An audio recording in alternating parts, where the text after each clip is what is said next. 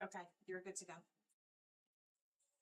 This meeting is held pursuant to the New Jersey Open Public Meetings Act. Adequate notice of this meeting was advertised in February 2025 edition of the Trends and was provided to the Star Ledger, Daily Record, and North Jersey Herald News. Adequate notice of this meeting was also posted on the municipal building bulletin board, filed with the Borough Clerk, and provided to those persons or entities requesting notification. Roll call. Here. Here. Here. Here. Here. Here. Mr. Boggle. Here. Thank you. Reports from planning board officers. Board of Adjustment. The only thing I have from the Board of Adjustment is that 21 Woodchase, which was a sober living home, seeked a variance to operate at 21 Woodchase. The variance was declined by the Board of Adjustment. Share that with you. Council liaison members. Open Space Advisory Committee. Environmental Commission. Awesome. Resolution. New business, review of the draft Kinnelon redevelopment plan. Beth, I'm going to turn it over to you. And I'm going to ask the board to go down and take their seats in the first row so that they can see the presentation.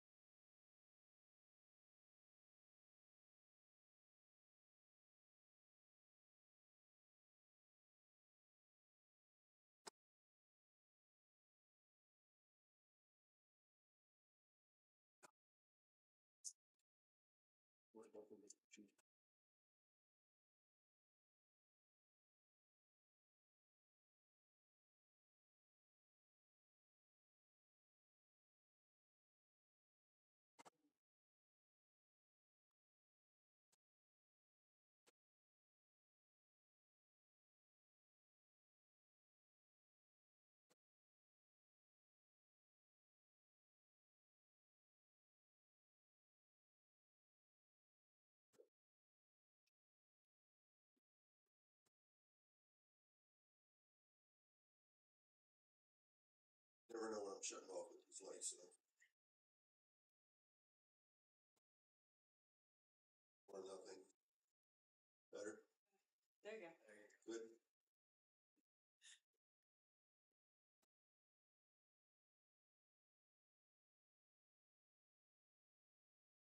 I just want to see how it looks online so everybody can see it. I'll get going. So good evening, everybody. For those of you that don't know me, my name is Beth McManus. I'm the Borough's Affordable Housing Redevelopment Planner.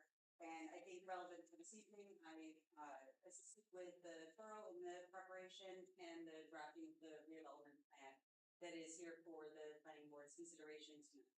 So I suspect a lot of you know which site it is, but of course it's the old theater site on Route 23 at 1481 Route 23 on block 45301, lot 1.02.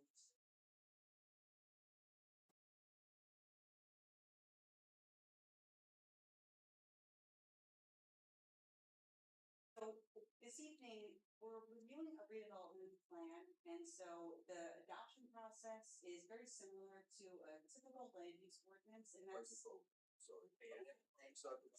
no, I just so this evening is a review of the redevelopment plan, and going through the typical process that municipalities go through for adopting any land use ordinance. And so this is part of the planning board's review for master plan consistency as well as any other comments. The property that we have here is already been named an area in need of redevelopment as a non-condemnation redevelopment area. Here in Jersey, there are choices. You can do a redevelopment area that permits condemnation or a redevelopment area that does not. This is simply an area that does not permit condemnation. And this redevelopment area was designated earlier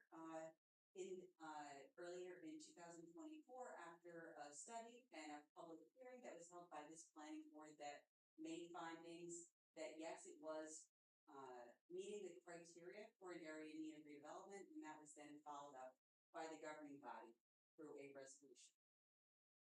The property, as I said, is the old Kinnelon Theater property.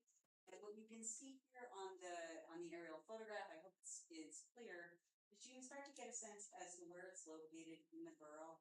And so while it has a Route 23 address, the property does not literally have access or frontage on Route 23, but the larger tract that it is located on does indeed. And the rear property line, as you can see, what I would refer to as the rear, at least functionally, is along Takeout Road. The front of the property, in terms of how the site is accessed today, and also, as you'll see, how it will continue to be accessed, is from Route 23. Also making this lot a bit unique is the fact that it's actually a split lot between Kinnelon and Butler Borough, and you can see right on that aerial photograph where that municipal boundary runs through. You can also see from the property that there's a little bit of the front building, the front shopping center that's predominantly located in Butler that is also on our property. So the site consists of the old theater building, which is located in more or less the top left of the aerial. Significant amount of parking. Much of that is shared with the shopping center. And then towards the very rear along Takeout Road is an existing wooded buffer. And our property, as I said, is this lot 102. Additionally, it is about 2.6 acres. And I think also of note, like all of Kinnelon Borough, it is within the Highlands, and like nearly all of the land, it is located within the Highlands Preservation Area. And that's relevant for the type of planning that we're doing. And I'll talk about that in a bit. As I said before, we've got the old theater, and that old theater is about 5,000 square feet in terms of its footprints. About the property, I do want to note is part of the significant amount of parking on the site is, yes, it's available and has historically been used for the theater. It's also shared parking with the shopping center, but there are also about 30 parking spaces there that are actually available and leased to NJDOT that are associated with a bus stop located along Route 20. And that's a lease that exists today, and it's actually rather flexible in the sense that it can be canceled by any party to the extent that that's necessary or desired. So the next thing I wanted to talk about was a bit of the process that we're going through for redevelopments. So in general, in New Jersey, much of what the planning board does is pursuant to the municipal land use law. And that governs things like planning board applications, development applications, etc. This redevelopment process that we're going through is subject to a related law, and that's the local redevelopment housing law. And it sets forth, for example, how to identify and designate and also what must be contained and how to prepare a development plan. And so this plan, as well as the area study, have been crafted in order to be consistent with that local redevelopment housing law. However, should the redevelopment plan be adopted, any subsequent development application, while will be subject to the redevelopment plan, the process will more or less go back to the planning board's typical process for reviewing a site plan application and issuing an approval if the board finds that it meets the criteria to do so. Now, the process for designating areas in need of redevelopment and adopting the redevelopment plan is, there are several steps along with it. What I will note, and I want to highlight here, is that we're actually on the final step, and that is adoption of the redevelopment plan. We have, for example, already gone through the steps where the governing body authorizes the redevelopment study. The planning board authorizes the study to begin. That was authorized to my office. Preparation of the study, designation of of the site, etc. And then the final step is, as I said before, simply adopting the redevelopment plan, which is fundamentally new zoning for the property. It will, as you'll see, and for those of you that may have taken a look at the plan already, it sets forth new zoning standards, new design standards for redevelopment of the site.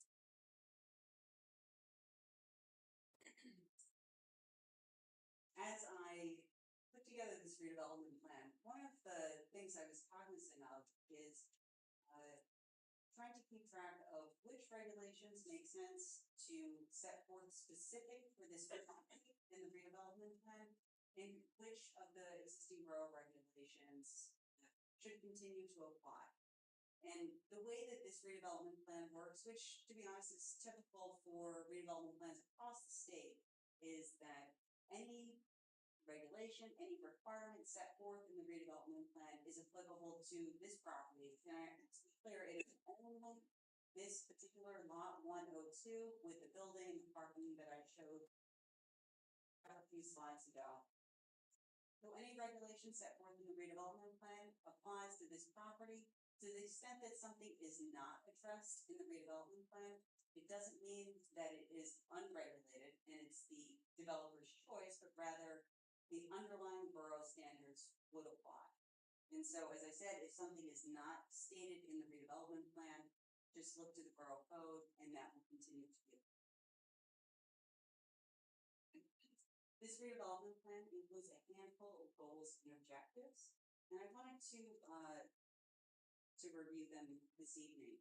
First, as you can see, is to promote economic development on the site and the surrounding area through restoration of a productive use. And I think that's the most relevant for considering the condition of the property, which is that it's really been a vacant property for many years now, and it's become a nuisance on the site, as was demonstrated through the redevelopment study, through things like just building deterioration, as well as graffiti and some activity from folks in the area.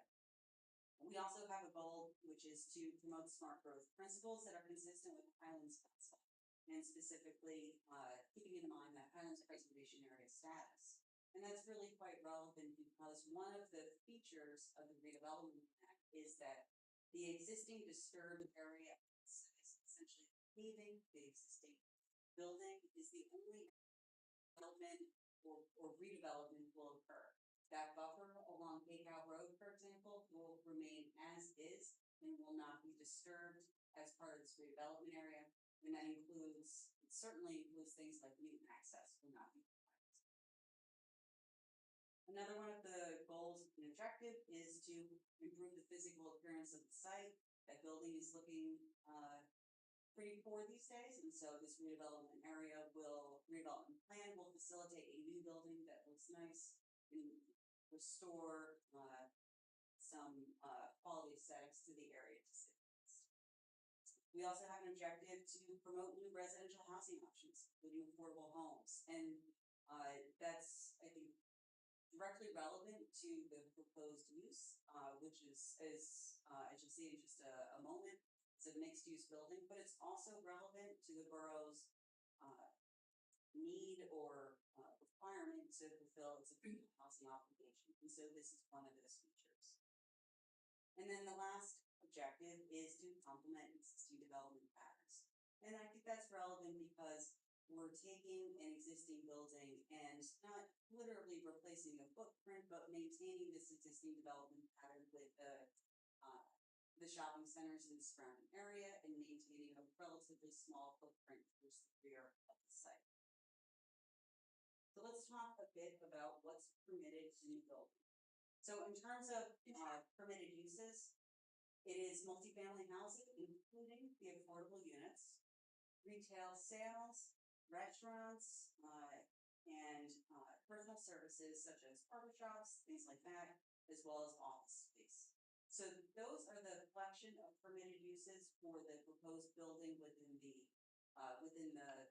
redevelopment area that you'll see in just a few slides when I show this. And as I said before, one of the important features of this redevelopment plan, pursuant to the objective, is to yes, promote housing options, but is also to as I said, this is one of the features of the borough's compliance with our constitutional obligation, and it's actually referenced in our housing plan as well. And for that reason, we have an affordable housing set aside, set forth in the housing plan for 15% of the units shall be affordable if the units are for rent, or 20% of the units shall be affordable if the units are for sale. And that is actually pretty typical for affordable housing in the state. Oftentimes you see a lower set aside of 15% for rental housing and a higher set aside for sale housing. I should also note for the second bullet, there is a maximum number of units on the site of 20 housing units, including the affordable units.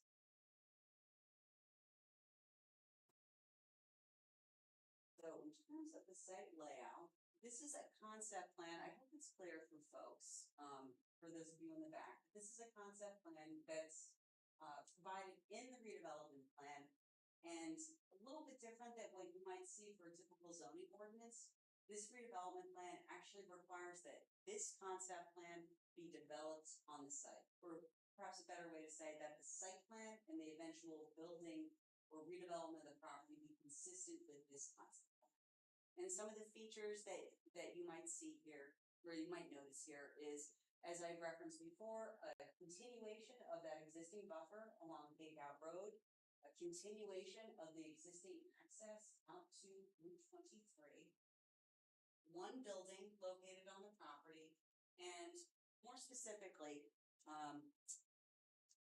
is that the point of Jess? It is, it's the church for this part. The sign right.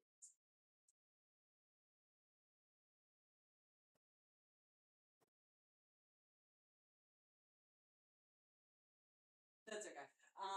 So what we see here is the building. I think, obviously, I'm gonna try not to blind myself. And then this area right there is outdoor dining associated with what is anticipated to be a restaurant.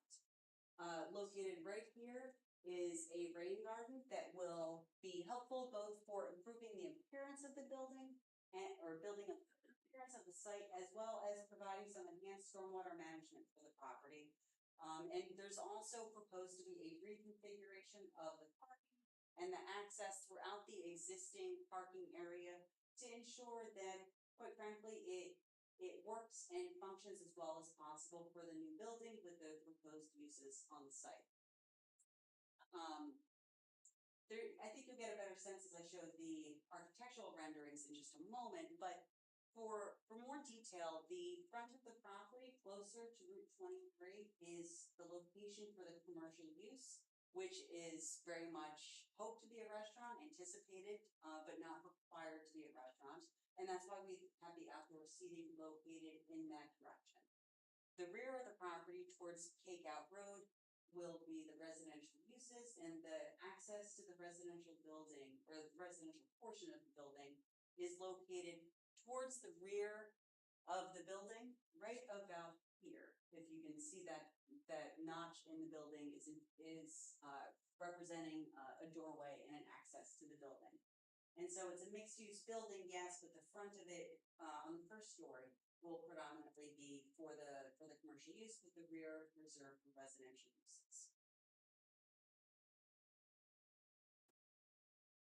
So in terms of the architecture and building design, it's very similar to the site concept in the sense that the redevelopment plan includes these two renderings, and the plan requires that the site plan as well as the designed and constructed building be substantially similar with what you see here. And so what I think some of the important features are, you can see towards the front of the building on the right side of each of these renderings is the side of the building closest to Route 23, and that's exactly where we have the commercial uses located, with the first floor consisting of perhaps that restaurant, or could also be a retail use. And then we have upper story residences with that rear access that I had described to the residential building over towards towards the left on the top rendering. I think some of the other features that make this building, in my opinion, look quite nice is we have a mix of building materials consisting of brick, stonework, and some wood and some darker colors, giving it, yes, more of a modern architectural appearance, but also using natural materials to help relate to, I think, the larger area, which is more rural up here in Kinnelon. You can see the outdoor seating along the front of the site, along the red side of each of the renderings as well.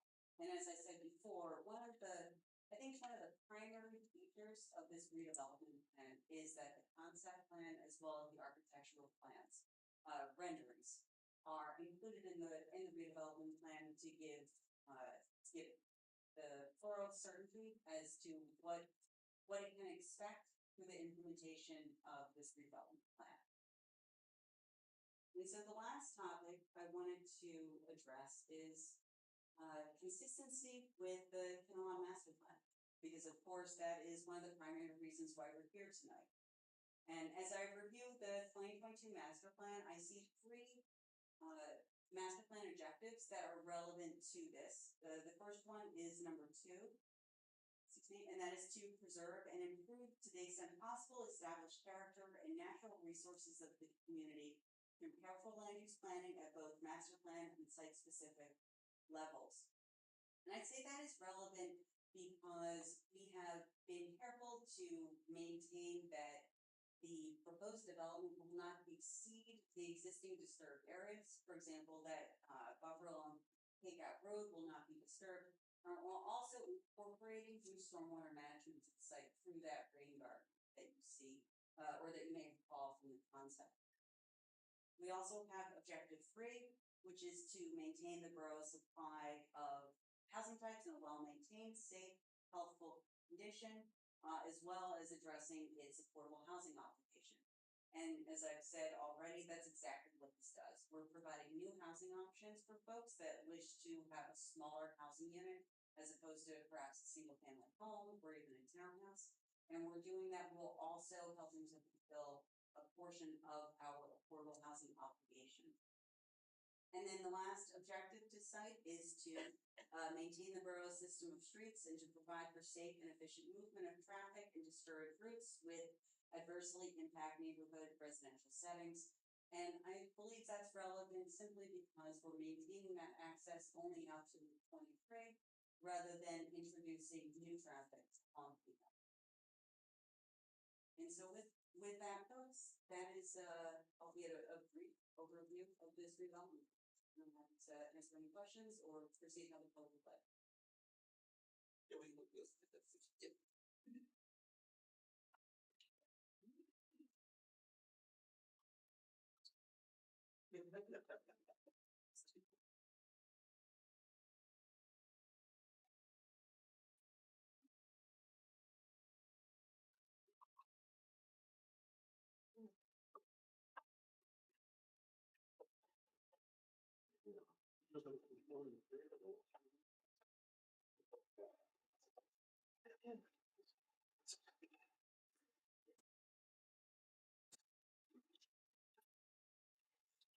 Yeah. So before, any questions for Beth, our attorney's gonna make a statement. Again, the reason why we're here is as Beth correctly stated, what we're here for is a master plan consistency review or referral review from the governing body. Just like any zoning ordinance amendment, this is effectively a zoning ordinance. What the process is simply is that the mayor and council start the process by introducing and adopting an ordinance on first reading. They then send that to us, the planning board, to give our opinion as to whether it's consistent or inconsistent with the master plan. And then we make our recommendations and determination. Then it goes back to mayor and council, and they have what's called a second reading, and then a public hearing. So the public hearing is when people can get up, offer their opinions, for, against, change it, don't adopt it, whatever they want to do. That's the public hearing. This is not a public hearing. This is just the planning board simply determining consistency with the master plan. And the last part of Beth's presentation dealt exactly with that. And unless I heard her wrong, she found it to be consistent with the master plan or not inconsistent with the master. So that's all really, it's not the mayor council, I mean, I'm sure they value our opinions, but that's not what they're asking us to do. What they're asking us to do is just perform that statutory step of determining consistency. So, I mean, you're free to ask Beth questions, but you really should focus on whether this is consistent or inconsistent with the master plan. Any questions from the board? You don't feel that the public shouldn't have a say tonight? Well, no, during consistency reviews, that's not part of the process. It's not a public hearing. The public hearing is before you guys in a few weeks. Yeah. So typically, it's not a public hearing. It's just a referral to the planning. Any questions for Beth? I have questions about the parking configuration, is that appropriate? Yeah, because it's part of the redevelopment plan. I have a hard time thinking of it as two different sites.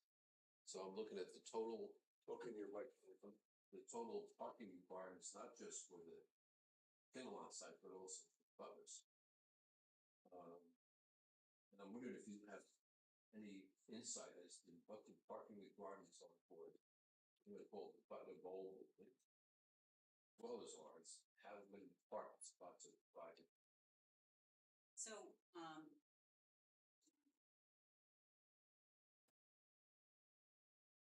what I can tell you is that the way the redevelopment plan regulates parking is, there are a couple relevant provisions. First, it expressly permits a shared parking approach to the extent that there's a demonstration before the planning board that adequate parking is provided. But it gives the planning board the ability to make findings that the uses on this property in the redevelopment, the building within the redevelopment area, as well as those in Butler that use the shared parking, offer a shared parking opportunity where there's some efficiencies. Essentially, that parking for one use is rather simplistic, but parking for one use occurs during the day, but parking for another use occurs in the evening. So there's a shared parking approach that would work for the site. It also provides parking ratios for the different uses, setting forth a parking ratio for commercial uses at 1 per 250 square feet, and then it requires compliance with residential site improvement standards for residential parking uses. So in addition to permitting shared, it provides a different ratio for each of the uses. In addition to that, I referenced the NJDOT parking. There are 30 spaces that are leased on the site. And while based on parking ratios of one space per 250 square feet for commercial uses and RSIS parking, I believe that there is adequate parking on this site for both the Butler Shopping Center to the front of the property, the commercial use that would be permitted on this site, as well as the residential use. To the extent that the board has concerns, to the extent that there's particularly high traffic for parking generating use proposed on the site, either within the redevelopment plan or within the shopping center, either party, in this case, importantly, the developer, they have the ability to cancel that DOT parking at any time and essentially sort of open up 30 parking spaces for full-time use by any commercial or residential user. You know how big the Butler Bowl building is? Do you know how big that is? Square footage of? Not off the top of my head. Am I correct that there are 133 parking spaces on our site?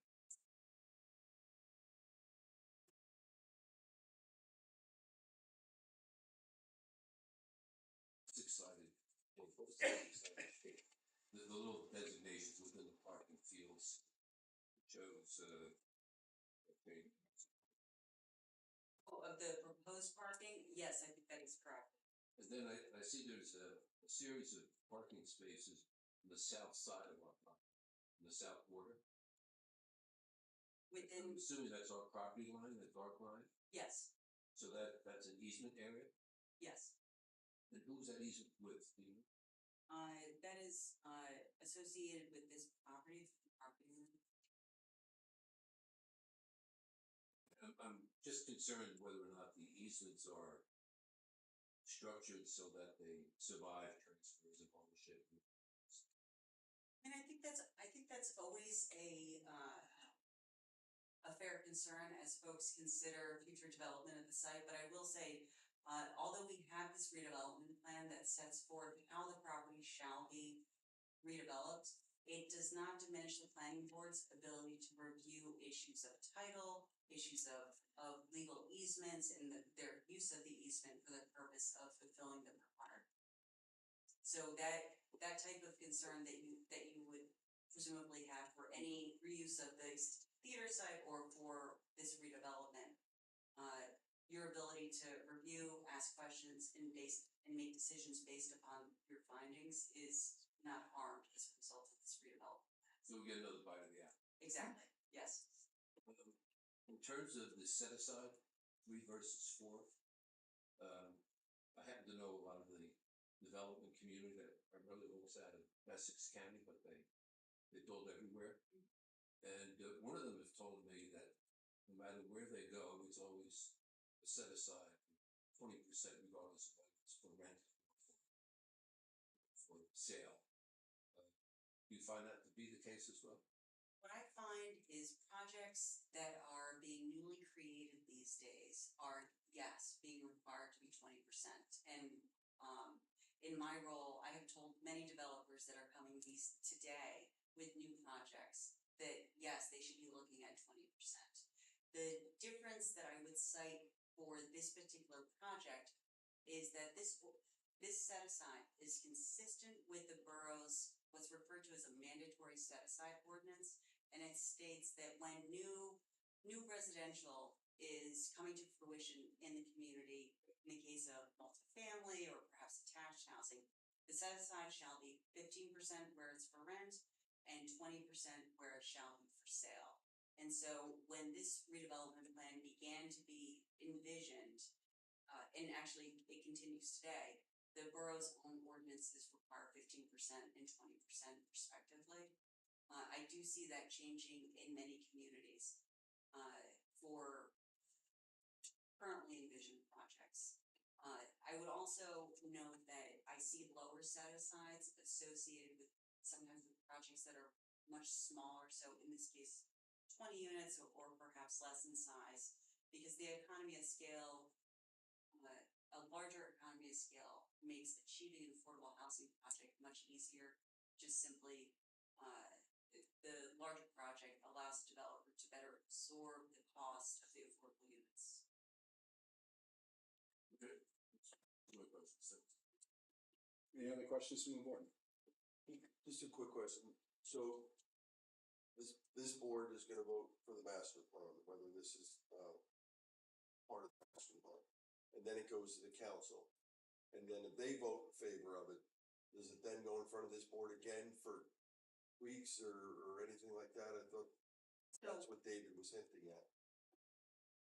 Yes, if the planning board will make its recommendations as to master plan consistency this evening, it'll go before the council for final public hearing. And if the redevelopment plan is adopted, well, then the adoption process for this plan itself is done. Presuming the developer will proceed with doing the new construction that's set forth in here. That means that they will file an application and everything will come back to this board just like any other land use application. Instead of being subject to the borough's typical land use code, it'll be subject to the requirements set forth in this redevelopment plan. But it'll be a regular site plan application. To the extent they need variances, they'll have to fill the same variance criteria as any other developer.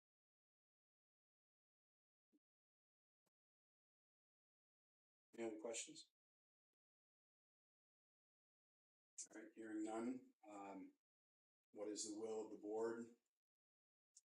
Either to approve or find that ordinance 21-2025 is consistent with the borough's master plan or not, and then get a motion. And in the motion state whether if the motion is either it's inconsistent or it's consistent. That way it's clear what people are voting for. I'll make a motion. Find it to find it consistent or inconsistent.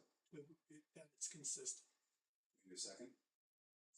Second, Mr. Boswell. We have a roll call vote. Mayor Frida, Yes. Councilman Cherno, Yes. Mr. Schwartz, Yes. Mrs. Smilak, Yes. Mr. Santos, Yes. Mr. Boswell, Mr. Lockwood. Yes. So that will go back to, the mayor and council for final approval. There's gonna be a public hearing before that, on the 18th, on the 18th. But Beth will be there again for Yes. questions and, Holiday council. yes. Be there with bells on. Thank you, Beth. All we have left, I believe, is, a reorganizational meeting, which is January 8th. Can we do a hearing for the public? We should change the public comment on, Not just, this make this Tim's call, I'm just, I saw it on the agenda, so I didn't. No. So we will meet again on January 8th for a reorganization. Make a motion to adjourn. Motion. Second, Second. all in favor? Aye. All opposed? Thank you, everyone. have a happy holiday. Yeah, happy holidays.